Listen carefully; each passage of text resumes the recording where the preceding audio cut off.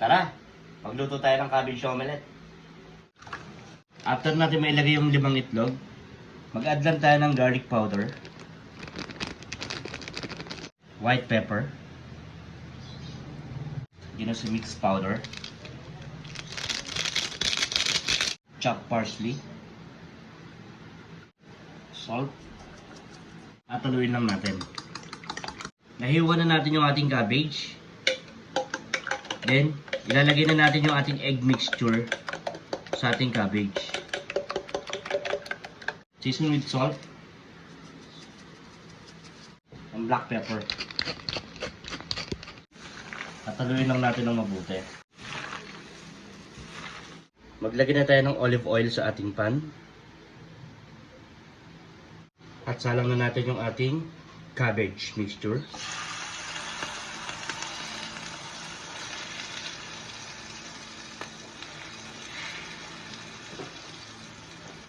Flap lang natin yung ating cabbage. So i-flip na natin. Siyempre gagamit tayo ng plato. Then ibabalik lang natin. Gamit ang ating spatula. I-slide lang natin. There you go. Perfect. I-flat lang natin. Yung kabilang side naman yung ating lutuin.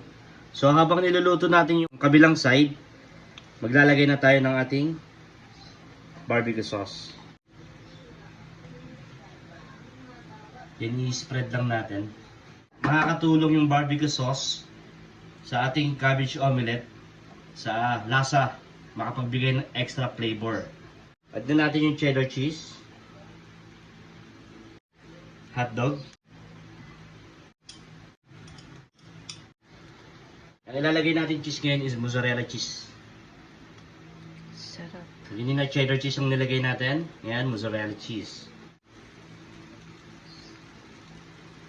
Quick melt cheese. Yan, para mas sobrang sarap. So, gagamit tayo ng torch para i-melt yung ating quick melt.